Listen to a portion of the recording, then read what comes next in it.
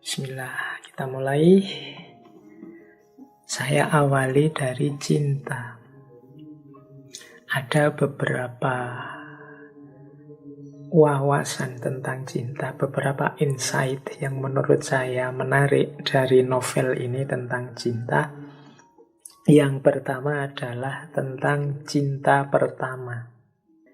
Gibran dalam novel itu menjelaskan bahwa setiap orang muda pasti teringat cinta pertamanya dan mencoba menangkap kembali hari-hari yang asing itu, yang kenangannya mengubah perasaan di relung hatinya dan membuatnya begitu bahagia di balik segala kepahitan misterinya. Dalam hidup setiap orang muda pasti ada seorang Selma yang tiba-tiba muncul baginya di hari-hari musim semi kehidupannya dan mengubah kesendiriannya menjadi saat-saat bahagia serta memenuhi keheningan malam-malamnya dengan irama musik. Jadi ini Gibran mengasumsikan tidak ada orang yang tidak mengalami cinta pertama di masa mudanya. Ya, ini saya tidak perlu menjelaskan. Ayo teman-teman direnungi sendiri. Ayo perjalanan hidupnya selama ini. Siapakah cinta pertamanya teman-teman atau bapak ibu yang mungkin mendengarkan? Pasti punya, pasti ada cinta pertama itu. Yang seperti saya bilang tadi, dia hidup dengan sangat indah dalam kenangan kita. Yang kita ingin kembali lagi ke sana. Kalau bisa, mbok yo balik lagi ke masa itu. Kita ingin mengalami rasa yang sama, yang membuat kita begitu bahagia saat itu. Ya, jadi ini menurut saya wawasan pertama, karena ini ada di bagian-bagian awalnya novel. Yang diceritakan oleh Gibran di novel ini kan juga pengalaman cinta pertamanya. Boleh kalau teman-teman tertarik, ayo tulislah pengalaman cinta pertamamu masing-masing. Sebagian besar mungkin sad ending karena tidak nyambung, tidak seperti yang diharapkan. Tapi mungkin juga ada yang begitu cinta pertama langsung klik, langsung nyambung sampai nikah, sampai sekarang, ya alhamdulillah. Tapi yang tidak nyambung, yang cinta pertamanya tidak sukses, ya tidak apa-apa, alhamdulillah juga punya banyak pengalaman. Punya banyak pengalaman kan banyak pengetahuan. Semakin banyak pengalaman, semakin dewasa. Tapi pelajaran berharga dari cinta pertama menunjukkan bahwa cinta itu memang indah. Bahwa cinta itu memang fitrah. Jadi cirinya manusia. Ya mengapa ada yang sukses, mengapa ada yang tidak? Ya karena manusia itu bukan seperti binatang. Kalau binatang ya tertarik, senang, langsung nyambung, dipaksa, setelah itu bubar, tidak apa-apa. Tapi manusia itu kan ada norma, ada nilai-nilai. Indahnya di situ. Jadi pelajaran pertama cinta adalah cinta pertama. Baik, kita lanjutkan. Nah, apa sih indahnya cinta? Kata Gibran, cinta itu adalah daya kehidupan. Disitulah lahirnya makna hidup. Kalimat di novel itu bunyinya begini. Hidupku adalah sebuah koma. Hampa bagai kehidupan Adam dalam surga. Ketika aku melihat Selma berdiri di depanku seperti seberkas cahaya. Dia adalah Hawa dari jantung hatiku yang memenuhinya dengan segala rahasia dan berbagai keajaiban, serta membuat aku memahami makna kehidupan. Jadi, kata Gibran, hidupku itu belum titik.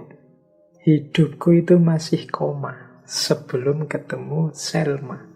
Sebagaimana Adam yang tidak lengkap hidupnya sebelum ketemu Hawa. Kehadiran Hawa lah yang menyalakan hidup Adam.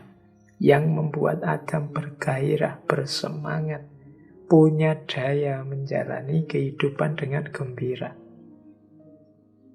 Kehadiran Hawa lah, kehadiran Selma lah, kan gitu. Hadirnya Selma membuat hidup yang semula koma sekarang titik. Sekarang ada maknanya, bukan hidup yang hampa, bukan hidup yang dijalani otomatis kayak robot, cuma makan tidur dan seterusnya. Tapi hadirnya orang yang dicintai membuat hidup kita punya makna. Nah, jadi teman-teman yang belum ketemu Selmanya, belum ketemu Hawanya, berarti hidup kalian masih koma, belum titik. Hidup yang masih koma, ya kalau masih koma, masih perjalanannya masih panjang. Masih, jangan-jangan setelah koma terus masih koma lagi.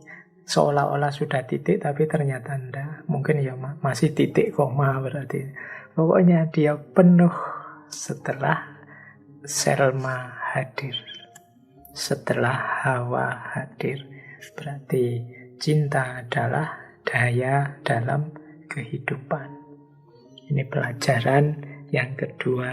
Jadi pelajaran pertama adalah cinta pertama itu adalah keindahan hidup, kenangan yang tak terlupakan, dan hadirnya cinta membuat hidup penuh makna, membuat hidup tidak hanya koma, tapi sudah titik.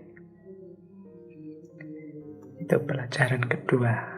Makanya kalau ada orang bilang, alah cinta-cintaan terus, hidup ini yang penting punya uang, yang penting punya jabatan, yang penting status, yang penting macam-macam. Iya mungkin ya, tapi itu semua masih koma. Titiknya, titik itu berarti puasnya dahaga hati, bahagianya jiwa kita, itu kalau sudah bertemu dengan pasangannya. Yo, untuk kesempurnaan relasi dengan pasangan memang kadang butuh uang, kadang butuh status, kadang butuh jabatan, mungkin juga butuh pendidikan yang tinggi, gelar dan lain sebagainya. Tapi yang lain tadi sifatnya hanya koma-koma. Titiknya adalah pasangannya. Adam itu sudah di surga. Nabi Adam itu kan di surga, apa saja ada. Apa yang dia inginkan ada. Tapi Nabi Adam masih meminta Hawa kepada Allah. Karena memang hadirnya Hawa memunculkan daya hidup. Hidup yang tidak sekedar rutinitas yang hampa. Hidup yang tidak koma, tapi hidup yang sudah titik. Jadi mari kita membuat hidup kita ini titik. Apalagi yang seperti saya bilang tadi, kalau hari ini berseliweran di sekeliling kita hanya kebencian demi kebencian, hanya perselisihan demi perselisihan, ya kita lebih jauh lagi, mungkin koma saja belum. Koma itu kan berhenti sejenak, tapi belum tuntas, belum titik. Tapi dalam kebencian, dalam perselisihan, dalam macam-macam masalah yang ruwet di sekeliling kita, itu berarti koma saja belum kita. Masih sangat banyak yang perlu kita perbaiki ternyata dalam hidup. Untuk memberi makna, apalagi karena menjalani saja kita masih pontang-panting, apalagi memberi makna. Jadi ternyata memang kita perlu lebih banyak belajar lagi untuk mengelola hidup ini. Baik, saya lanjutkan. Oke, ya. Boleh nanti kalau yang pinter bikin puisi ya. Kalau sedang jatuh cinta, bilang ke pasangannya, engkau adalah titik dalam hidupku. Karena hidupku selama ini masih koma. Kehadiranmu menghadirkan titik yang melegakan dan membahagiakan.